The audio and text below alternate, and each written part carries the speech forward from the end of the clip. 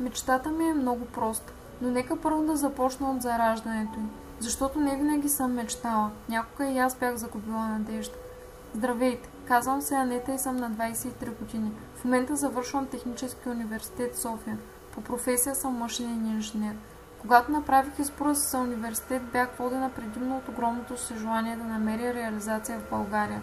Работа, която освен, че ще ми доставя удоволствие, но и такава, която ще ми осигури финансова стабилност. Когато ме приеха да следвам, родителите ми бяха против моя избор. Казаха, че в България няма машиностроене, няма предприятие и производство и че няма да има бъдеще за мен.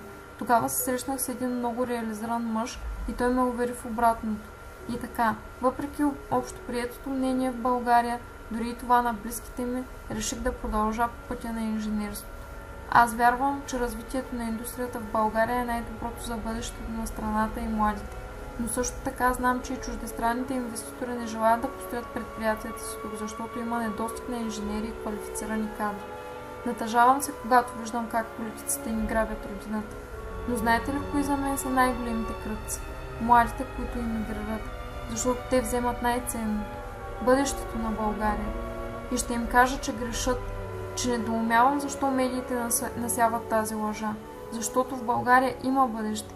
И аз не съм от многото хора, които говорят на Исус, а човек, който говори от личен опит. Така че мечтата ми българино е много проста. Посланието ми да достигне доколкото се може повече хора.